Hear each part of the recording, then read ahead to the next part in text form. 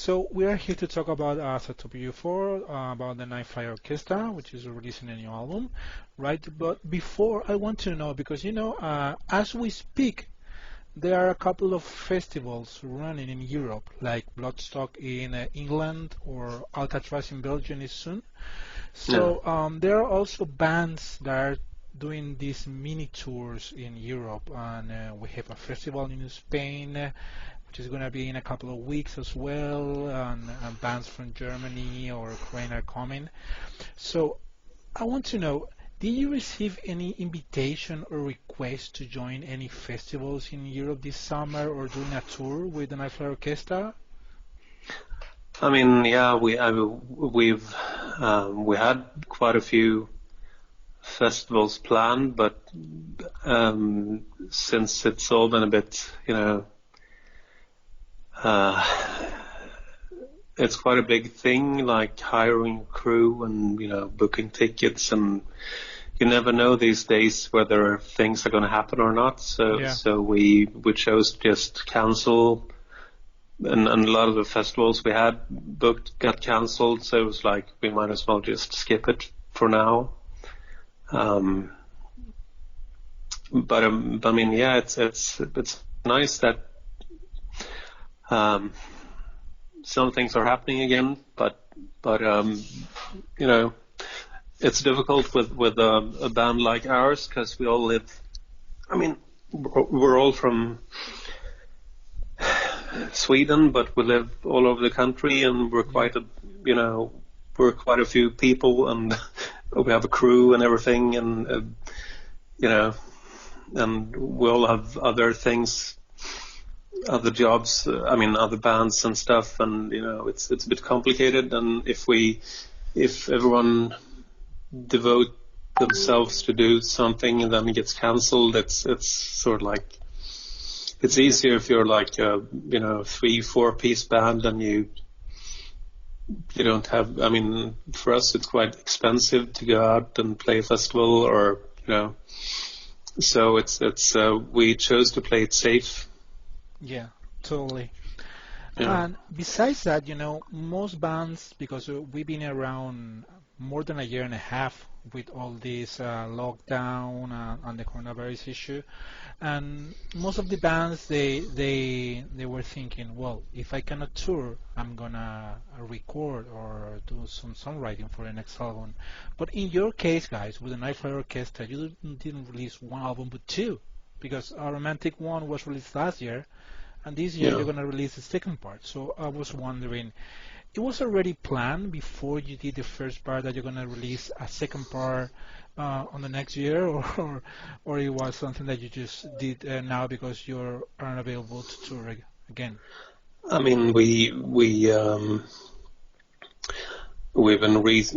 been releasing albums quite frequently, even before the pandemic, and but yeah, our plan was to release a new album this year. Yeah. Um, I think we would have done it even if we would have been able to tour. I still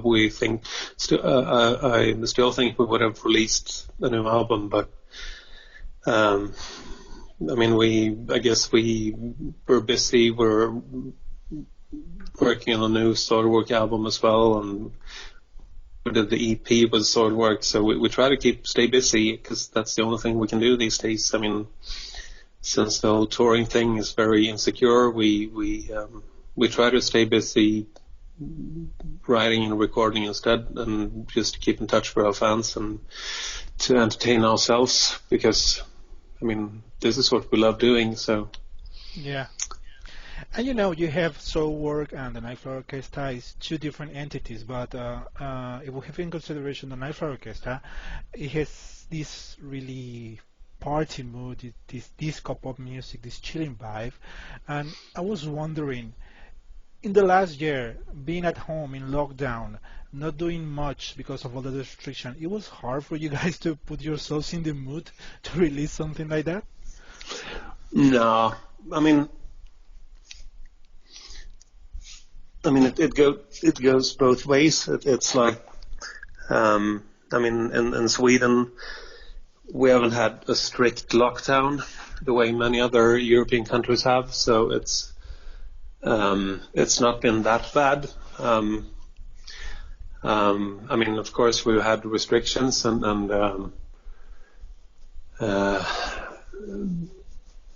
but it's also like, it's sort of like you need some sort of like antithesis when bad things happen. You tend to, at least with the Nightlight Orchestra, we wanted to create something happy that reminded us of better times and perhaps pointed to a brighter future. So it's like, I guess it's, songwriting always comes from the subconscious, and it's not like we calculate or sit down and decide what we're going to do next, but it just turned out that this album is a bit of a party album, I guess. Yeah. And the album is going to be released now still in summer, and you have songs here like Burn For Me, which talks about the first day of the summer.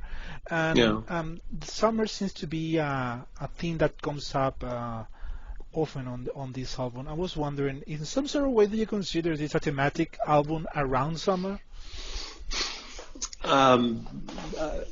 Yeah, perhaps. I mean, I haven't thought about that, but now that you say it, perhaps it's true. I mean, if you live in Sweden and if you've grown up in Sweden, I mean, if you live in Spain, like summer is, your summer is quite long, and it's not like you have snow and stuff all winter, but in Sweden the summer is so short, so the summer is like sort of magical, like oh, it's sunny outside, and you can go out without wearing lots of clothes, and you can actually take a dip in the ocean and whatever. So I guess for Swedes, summer is sort of like a magical thing, because it's, if you're lucky, you get like 2 months of sun, and the rest is just. So it's like, I guess a lot of Swedish bands have this thing about summer, like it's a magical, almost mythical thing, and you need to like really do something with each day of summer because it slips away so fast. Yeah, right. Recently I watched a documentary series in Netflix. It's called This Is Pop. I don't know if you saw it. And one of the chapters is dedicated actually to Swedish producers, and Sweden being a country that exports producers regarding pop music, especially in the States, and it talks about how the Swedish people really understand the rhythm and the melodics of pop music. And we have the Nightlight Orchestra, which has great rhythm and really big hooks melodic wise. So do you think that it's something that is in the Swedish DNA, maybe, to understand more this side of music? You being a composer. I've been. I think that. Sweden is the third biggest music export country in the world, which is kind of strange because we're only like 10 million people. But I think that one part of it is that Swedes aren't. We're not a very patriotic people. It's not like we're, proud of. Yeah. We're proud of being Swedes, but it's not like we. It's not in our culture to like, say that Sweden is the best. And I think Swedes are probably more open to outside influences than a lot of other countries. I think that's part of it. I mean, if you look at like Spanish music or French music or Italian music, it's very rooted in the local tradition. Even if it's pop music, it's still very, it has its own. Yeah, I mean, you can identify an Italian pop song very quickly, whereas with Swedes, we're kind of like, we're not that. I mean, it's been like that ever since the 60s and 70s. We've always been very open to outside influences and try to incorporate them. And I guess Swedes always try to be something else, something more than that we are. I mean, but I think it's a cultural thing, and also we have this Swedish folk music tradition, which is kind of, it has a lot of melancholic melodies, but they're all kind of easy to sing along to. Whereas a lot of other folk traditions in other countries, it's a bit more complex. If you look like in Spain, like flamenco and stuff like that, it's a bit more complex. Whereas Swedish music, folk music, it's just about simple melodies, and I think the combination of the cultural thing with being open to outside influences and not being too proud to be a Swede and coming from that folk music tradition, like ABBA, they came from Björn and Benny and ABBA, they came from the folk music tradition, the Swedish folk music tradition, and if you're familiar with that, you can hear it in their melodies as well. So I don't know, it's just a happy coincidence. That's what I guess, that Swedish music often, a lot of people seem to like it, and it's kind of easy to like, I guess. Yeah, and talking about ABBA, they made its name after they won Eurovision. I don't know if you follow Eurovision, but recently there was an Italian rock band called Maneskin. They won the Eurovision again, so it seems that it's not only pop that is running on the Eurovision blood, but also rock. I was wondering, the Nightflower Orchestra, they could make it if they want to. Would you be proud to represent Sweden with the Nightflower Orchestra if they ask you to? I mean, personally, I've always been a fan of, especially like 70s Eurovision stuff, like the ABBA era. We had lots of, the local Swedish Eurovision outtakes. There are a lot of good songs from that era. But at the same time, if you look at the career trajectory of the people who have won the Eurovision, including, I mean, Sweden has won like 5 times, I think. Yeah. And I mean, apart from ABBA and what's the face, Celine Dion, Eurovision usually tends to kill people's careers. I don't know if you can come up with any other artists except for ABBA and Celine Dion who's won the Eurovision and gone on to have successful careers. No, I cannot think. It's like the Finnish Lordi. Yeah, Lordi. They were like a cult band. They had like a following, like they were like a fun cult band that had their audience, and then they won the Eurovision with Hard Rock Hallelujah, and then they just disappeared. Yeah. because I mean, so I mean, of course it would be fun, but I don't want to. I mean, I'd rather be on this level and be able to play festivals, and we have our audience, even if it's not huge. We still have our audience. We have fans that like us, and we're slowly getting a tiny bit bigger with every album we make, and I'd prefer to do this for another 10 years than be in Eurovision and then just disappear from the map because no one wants to hear it. I mean, a lot of our fans are like metal fans and music nerds and people who are really interested in music. And if you're in Eurovision, I think we would lose most of our audience. Yeah. I don't know why, because personally, I mean, I don't. I think Eurovision is a really. I mean, my daughters, they're like 10 and 13 years old, and they. I mean, I've always loved Eurovision as a kid, and now I'm watching it with them, and I still think it's great entertainment. But as a career move, you get super famous for like 6 months and then you just disappear. That's it. Yeah. Yeah, I'd rather be on this level and be able to continue doing what I love. Yeah. If you know what I mean. Yeah, totally. I understand that. Yeah. You know, when you released Aeromantic last year, it made a big impression. Actually landed in good positions on European charts. And, Yeah. you know, it was not your first album, but it was the first one that got really support from Nuclear Blast, for example.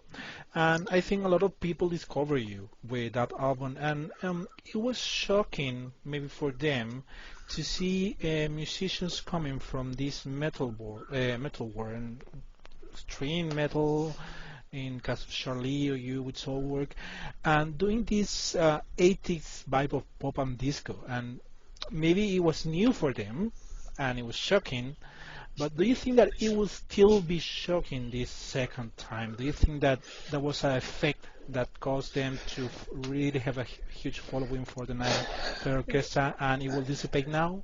Are you afraid of that? No. I mean, this will be our 6th album. Mm-hmm. So we've and our 4th album for Nuclear Blast. So we've steadily built an audience, and I mean, the last tour we did last spring, which we had to cut short because of the pandemic. But actually, one of the last ones was in Spain, in Madrid. Yeah. It was great. Like every tour we've done, it's gotten slightly bigger over time, and it's really nice to see that. I mean, for the first couple of, the first international shows we did were like festivals, and then there were only like metal fans in the crowd. But on the last couple of tours, we've seen more and more people from all kinds of musical backgrounds in the audience, like young people that obviously have nothing to do with metal at all, and that's what I think people don't really care, and that's what we hope for. Like, we just want people to like the music for what it is, and so we want to keep the metal fans, and we want to reach out to as many other people as well. And I don't think, I mean, metal fans are quite open-minded, really, these days. Mm-hmm. I mean, I've never. It's not like. I mean, I've talked to a lot of Soulwork fans, and none of them are really. No one is like mad at us for doing this. They just think it's fun that we do something different, and most people seem to like it. And so I think music these days, it's all about, if you have a good song and a interesting concept, people will like it. It's just like when we started back in like 2011. And did our first record, no one really knew what to do with it because no one was doing that back then. But I think we were pioneers in a way, because these days, I mean, I see lots of metal bands or metal musicians trying to do all kinds of stuff outside the metal genre. So it's but it's nice. I mean, to me, the older I get, the less I care about genres. Yeah. I just care about good music. I mean, personally, I mostly listen to jazz and black metal these days. but I mean, a good song is a good song, and I mean, it's also with the whole streaming thing. People are, instead of listening to albums, I mean, most people have playlists that they compile and that they pick the good songs, and I don't think they care about the genre. And also these days, I mean, when I was young, listening to vinyl records, I would listen to the music and watch the LP cover, and I knew every musician and every producer and every songwriter, and these days you don't really know who's doing what. So I think there's a lot of people like the Nightflight Orchestra who has no clue whatsoever that we also play in metal bands. Yeah.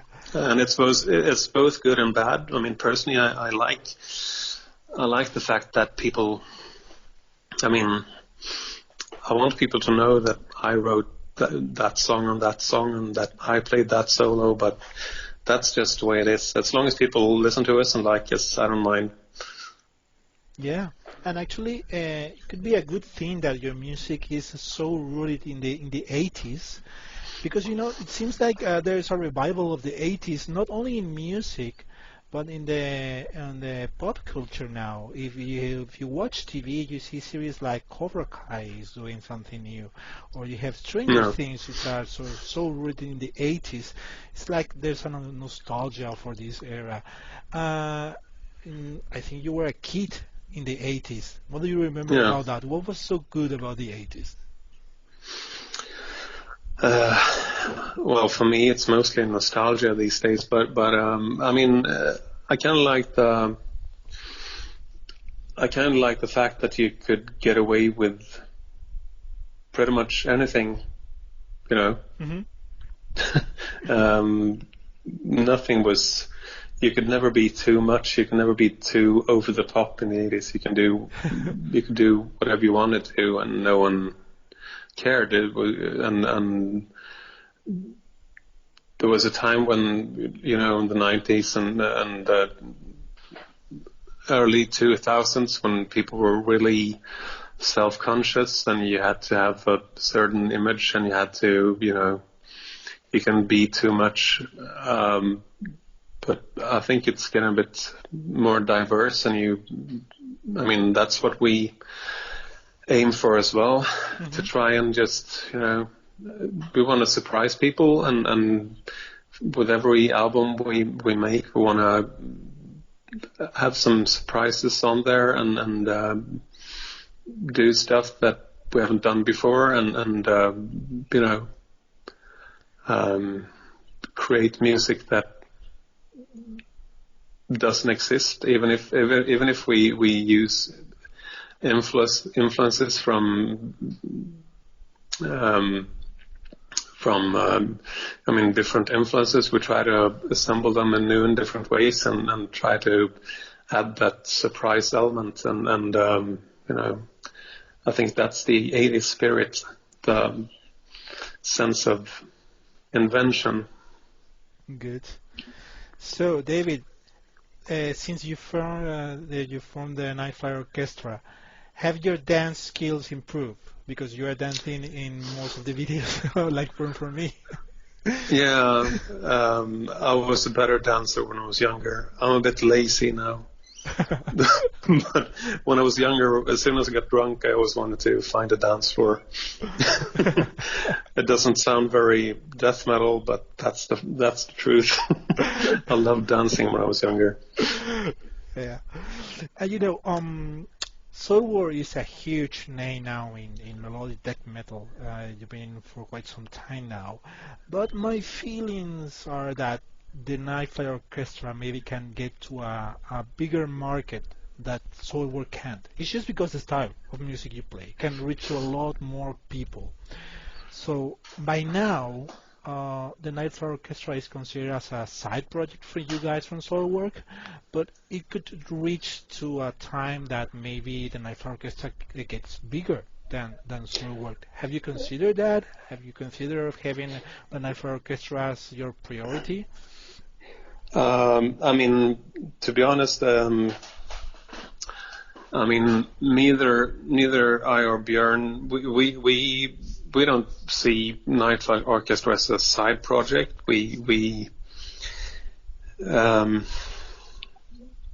I think to us both bands are equal. I mean, the Nightlight Orchestra, I mean, it started out as a side project, but now it's a real band, and we put as much effort into the Nightlight Orchestra as we do into Soulwork. But of course, Soulwork is bigger, but it's true. I mean, the Nightlight Orchestra has the potential to reach a wider audience, but at the same time, it's really difficult these days. I mean,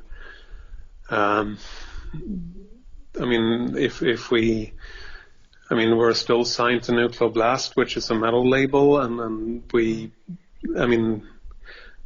if we should reach a wider audience, we should probably be signed to like Universal or like Sony or something. And but at the same time, I don't think we really want to, because now we have like artistic freedom. We have a really nice relationship with Nuclear Blast, and they let us do whatever we want. I mean, we produce and record our own albums, and they don't. I mean, as long as we do good stuff, we don't have an A&R person like coming, giving us comments and trying to steer us in various directions. And I value that higher than trying to,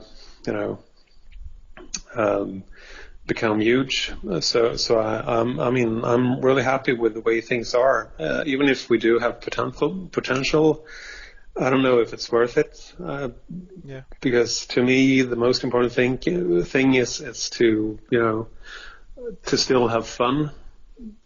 I mean, when we get together in the studio, we still have fun. We can decide ourselves what we want to do, and there are no outside forces,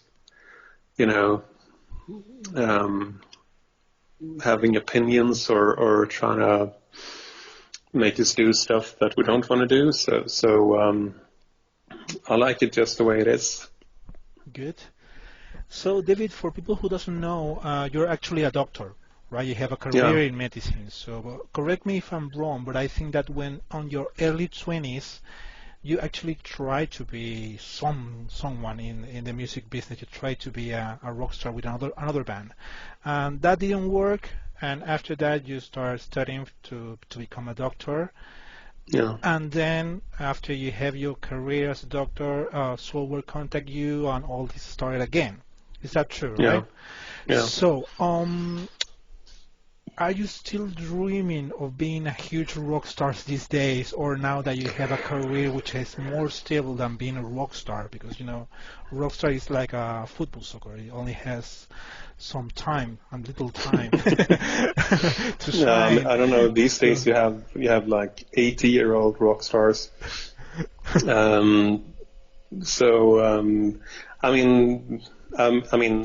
don't see myself as a rock star, but I'm happy to be able to play on a professional level and having an audience and writing songs and actually getting them released and getting people to hear them and that's more than I ever dared to hope for when I was young it would be nice if we could get a wider audience and everything, but I'm really happy with the way things are, because we have our audience with both bands, and we've been able to tour around the world and play every continent, and that's more than I ever dared to dream about when I was growing up. So I'm happy. I wouldn't mind making some more money, but it's. I don't feel the need to become the next Metallica or anything, and I think that there's no record label in the world who would spend millions of euros on promoting a bunch of middle-aged men they save their money for BTS and stuff. So, but that's okay. I'm just happy that I'm still able to do this. Yeah, no, talking about BTS, that was my next question because as we said before, your music is rooted in the pop and disco culture, the pop and disco music that was created but 40 or 50 years ago. That was the pop music back then. What are your thoughts on pop music today? You mentioned that you have two small children now. I assume that they are listening to pop music that are created right now. Do you think that in 40 or 50 years there will be bands like the Night Flight Orchestra that are going to recreate music that is being done now? Yeah, perhaps. Personally, I think this is going to get philosophical, but I think my daughters they teach me a lot about contemporary music, like BTS and stuff like that, and but I think that in 40 or just 20 years time, I don't think people will consume music the way we do today. I think we will have some sort of like multimedia thing, like where the music itself is not enough. You need to have something more, like a visual component or a story or I don't know, some sort of, the music itself won't be enough. You need to have like, visuals and games and something more. If I look at the way my kids consume media, it's like they consume it all at once. They play a video game while listening to something and reading something, and Yeah. And so I think that's the future. Unfortunately, because I wish they could get that feeling I had when I was a kid, like listening to a vinyl album and just getting lost in the music. Yeah, totally understand. Well, just to finish the interview, the album is going to be released in September. You have two albums in less than 2 years, and even though people are getting vaccinated and it seems that everything is coming back to normal or semi-normal, what are your thoughts about promoting this Aeromantic 2? I mean, for sure, there's been talking about doing a tour, etc., as most bands. But if you watch news these days in the States or even here in Europe, people that were planning to do tours for this year, they're postponing again for next year, and we don't know what's going to happen in January or February. So, how positive are you about doing a proper tour for Aeromantic 2? Well,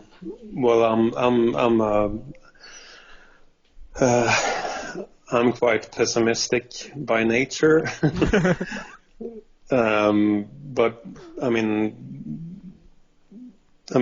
we've had tours planned ever since last fall, and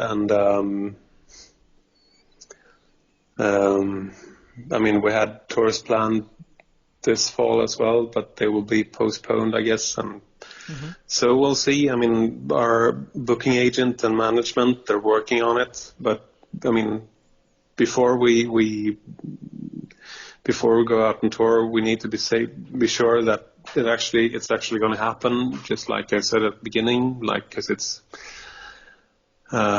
quite a big thing and a lot of people involved. So you can't really just go out on tour and then having to cancel after a couple of shows because fifth wave is coming or whatever. So we'll see. But as soon as we get the chance to go out, we will.